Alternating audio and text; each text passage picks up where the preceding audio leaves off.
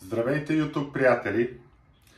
В тази слънчева есен искам да ви покажа нашата рецепта как да си направите чушки чорбаджийки в буркан. За която рецепта няма нужда от варене, няма нужда да се слагат аспирини и други хапчета в нея, защото те променят вкуса, според мене, на самата чушка. И рецептата е с 2 кг чушки чорбаджийки, захар, сол, половин килограм оцет, копър и чесънче. Последвайте ме, за да видите цялата рецепта.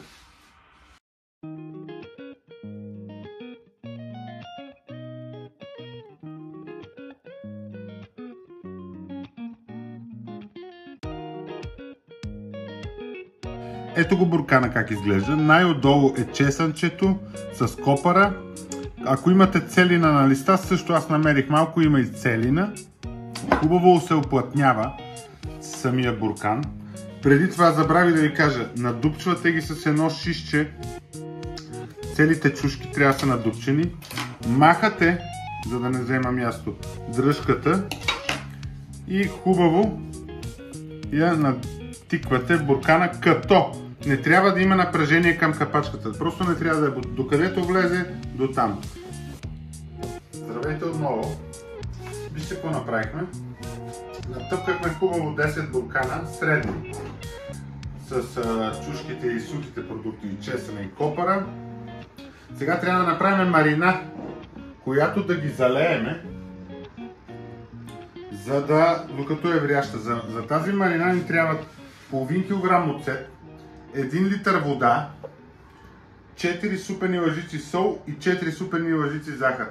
След като хубаво кипне, ще почнем да ги заливаме. Проследете процеса.